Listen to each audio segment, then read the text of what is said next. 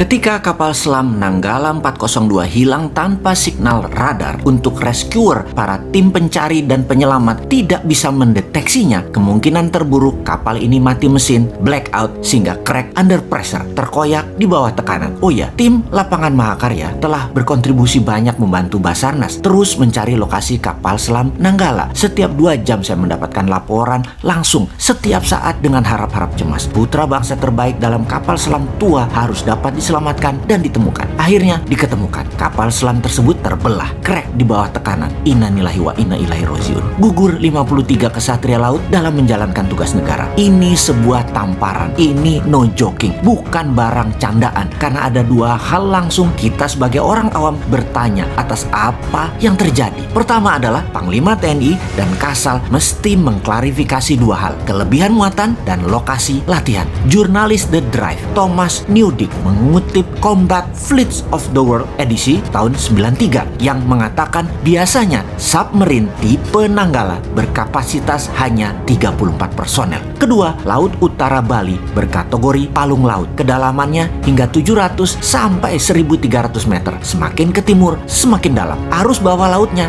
deras dan kuat. Tempat latihan TNI AL dan kapal selam bukan di situ, tapi di perairan Situbondo, Banyuwangi, sampai utara Singaraja. Submarine Nuclear Power Fleet sekaliber Royal Navy's Astute kelas yang sanggup beroperasi di bawah 300 meteran aja tidak berani ke sana. Kapal selam Rusia terbaru dengan tenaga nuklir Yesen class bisa melakukan safe depth di 450 meter dan tidak berani lebih dalam dari itu. Kok bisa-bisanya KRI Nanggala angkut 53 orang dan latihannya di zona berbahaya? Wahai Panglima dan Kasal, mohon dijawab ya, apa yang terjadi kemudian? Sistem pertahanan Indonesia jadi dikesankan terlemah di Asia Tenggara, bukan hanya omongan di warung kopi. Memang lemah, seakan dalam 7 tahun ini tidak mendapatkan porsi yang sepadan. Sepertinya loh ya, bahkan Menteri Pertahanan dipertanyakan status ke-TNI-annya, hingga kemampuan Panglima TNI di dalam strategi membangun kekuatan pertahanan juga dipertanyakan. Sahabat, untuk meringkas masalah kapal selam Nanggala 402, jangan jauh-jauh melihatnya seperti para pengirim berita hoaks yang mengatakan diserang drone bawah laut Tiongkok lah, ditorpedo lah, ada kapal selam Perancis lah menyerang, ada perang laut akan terjadi, sabotase. Jawabannya bukan semua di atas. Atau perkiraan yang kedua, karena adanya masalah maintenance dan spare part yang jatahnya sering digunting, karena sistem pertahanan dikatakan tidak ada dana, kalaupun ada prioritasnya bukan untuk pemeliharaan, dan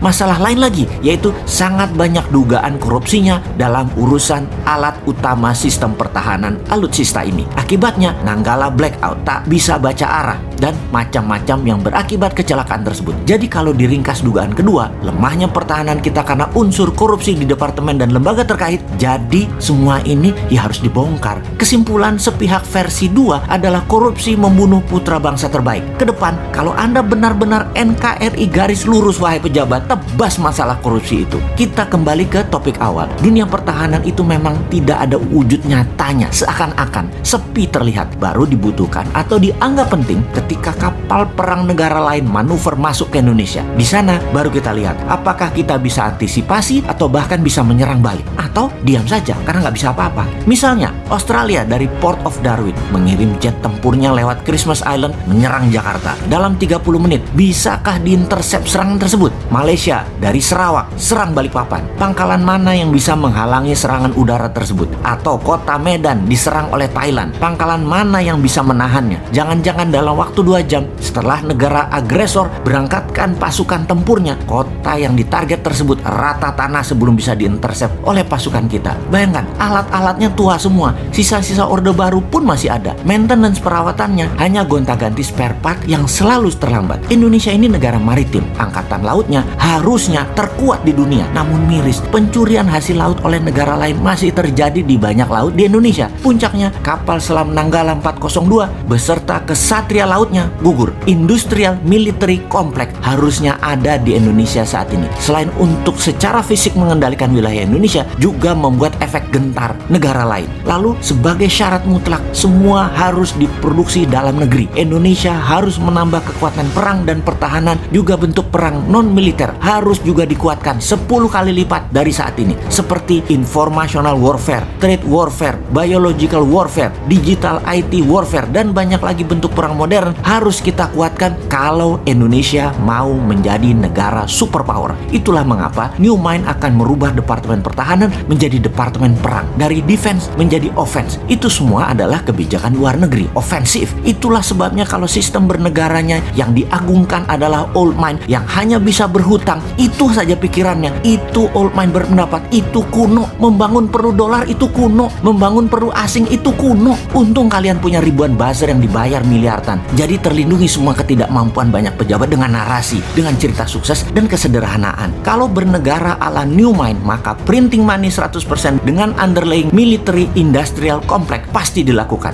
Membangun mesin perlindungan negara seperti tank, kapal selam, kapal frigat, kapal laut, mungkin sampai kapal induk hingga sistem radar, komunikasi satelit sendiri. Gelontorkan saja 500 triliun setahun pakai printing money dengan syarat bahan bakunya harus 100% Indonesia. Dan bagi New Mind itu pasti akan dilakukan. Walau awalnya trial error, ya nggak apa-apa. Setahun 2 tahun pertama mungkin yang benar-benar jadi hanya 40%. Namun di tahun ke-10, bayangkan kekuatan Indonesia saat ini dan bayangkan apa yang terjadi di tahun 2045 nanti. Kalau New Mind mah mulai sekarang, kalau Old Mind mah nggak tahu.